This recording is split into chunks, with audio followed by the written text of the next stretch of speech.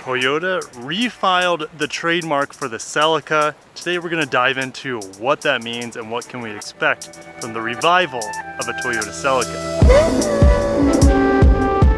But before we get into that, check this out guys. It snowed about a foot, and that's why I do not have the accurate MDX for review right now.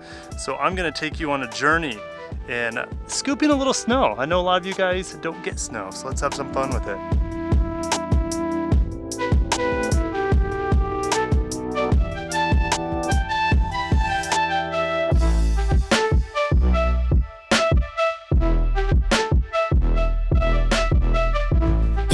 Back in the saddle, over at Auto Revolution, the latest filing with the US Patent and Trademark Office is dated January 15th, and the Celica name is classified under automobiles and structural parts thereof.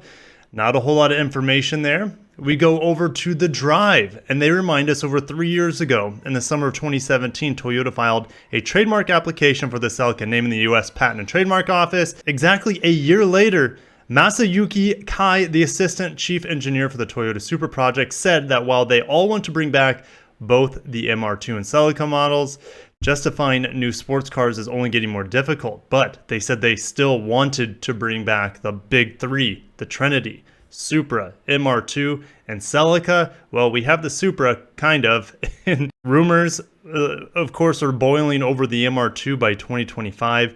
And then this trademark of the Celica, of course, is going to rekindle the rumor mill. And heading over to Japanese scoop site Spider 7, they're talking about it as well over in Japan, guys. Toyota Celica revives under GR brand. What is the true meaning of reapplying for trademark registration? Now, they say the possibility is that Toyota has applied for the name Celica not to be used by other manufacturers. This happens quite often, and that could be the most likely solution here. They say, put on your seatbelts for this one because this is going to hurt us all a little bit. But they say, in addition, it is possible that the successor model to the Celica will be released as a crossover. Well, guys, it's nice knowing you. I think it's all time for us to live quietly on an island and ponder the current state of the world. They go on to remind us that it was a shocking revelation that the Crown, or the successor to the Crown, could be a crossover.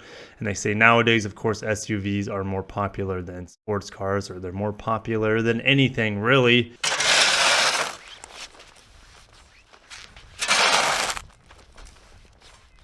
So, I came up with 7 different theories on what the new Celica, or what the trademark registration could potentially mean. And I'll see you guys in the comments on which one you think is the most viable, and I'll definitely share which one I think is most likely, if it does come back, to be. Theory number 1, they'll just rename the 86 to the Celica, or the GR86. I don't think this is likely. I think they're going to keep with the 86 nomenclature and put a GR in front of it, especially with the recent patents on the bumper that we got for the 86. It has a cutout for the GR badge to fit inside of it, so I think it's going to be a GR86.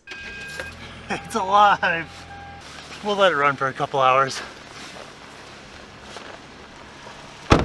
Theory number 2, they're just renewing the nameplate. This one's very, very likely, and probably the most likely. Sadly, this is just the state of Toyota teasing us and them just protecting their storied nameplate in the Celica.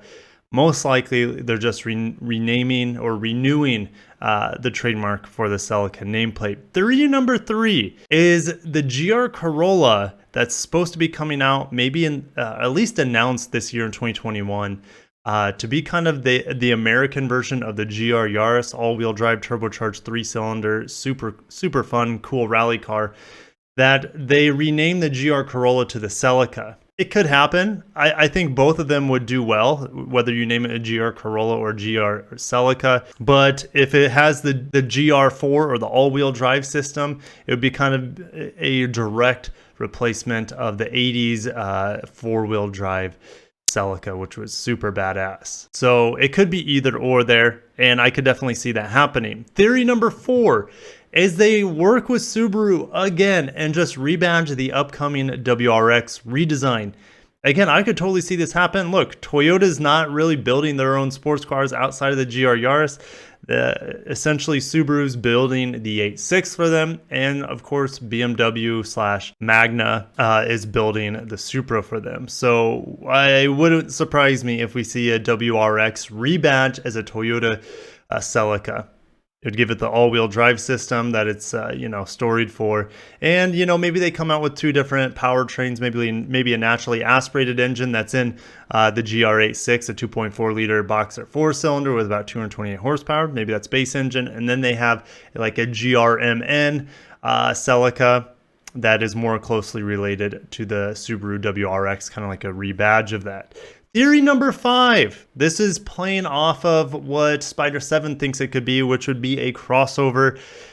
They rename the future CHR as a Celica, make it a really sporty crossover. I see that. I could see this definitely happening as well. Sadly, crossover. I mean, we saw the Eclipse turn into a crossover. We saw the Mustang, in a sense, turn into a crossover. Where does it end? It could definitely live on in that horrible trend of turning storied, fun, coupe-like cars into crossover. Don't want to think about it too much, but it's likely in the situation. Theory number 6, all new model replacing the 8.6 in 2025. So we still don't have the new 8.6. It's supposed to come out later this year, GR86, whatever they decide to call it. Maybe a Celica comes out to replace that car. Time will tell, though. I think this is one of the least likely options on this list. And lastly, theory number 7 is, again, they work with one of their partners, which is Mazda. And we know Mazda has a front engine or inline 6 rear wheel drive platform coming out. Maybe they work with Mazda to come out with an upcoming Celica. Again, I don't think this one's very likely. Instead, I think it's far more likely that the next Supra would be tied in more with Mazda and their next RX-9 or whatever they decide to call their next sports car. But guys, which one of these do you think is most likely? To me, I think they're just renewing the nameplate, and then runner-up on this list would probably be the CHR replacement being a Celica crossover. I think that's the 1-2 in my book. But guys, we have a lot of other news to discuss today before I let you go. Some big news.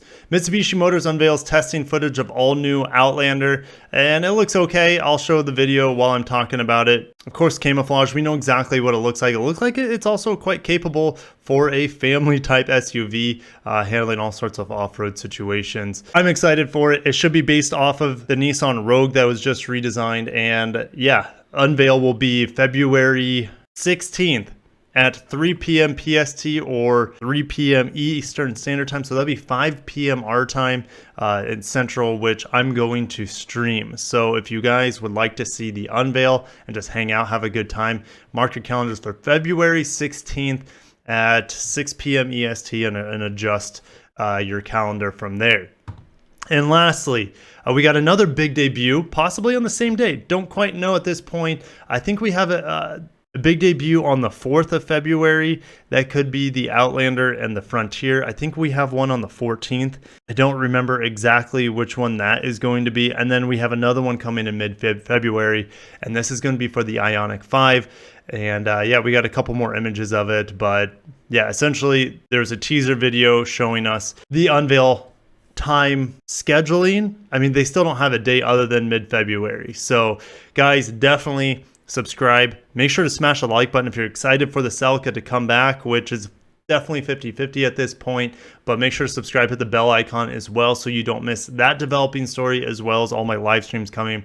And yeah, I'm sure I got even more snow to clear, but the Acura MDX, I was supposed to have it yesterday, but we got about a foot of snow, as you guys know.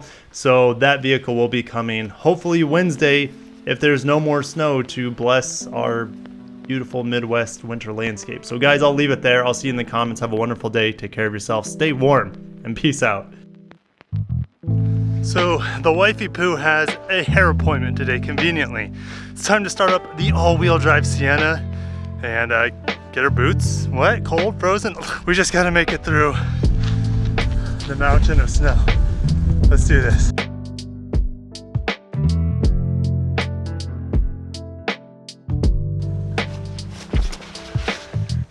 You see me? My focus? Probably not. There we are. Good news. It looks like we have a place that just got confirmed today in South Florida for us to move. So You won't see a whole lot more car reviews out of the frozen tundra of Nebraska. Instead, you'll see pretty blue skies, warm temperatures, palm trees, and me sweating my butt off, which is a little bit better than sweating my butt off in snow. Okay, I have to dig out this car. Let's do it.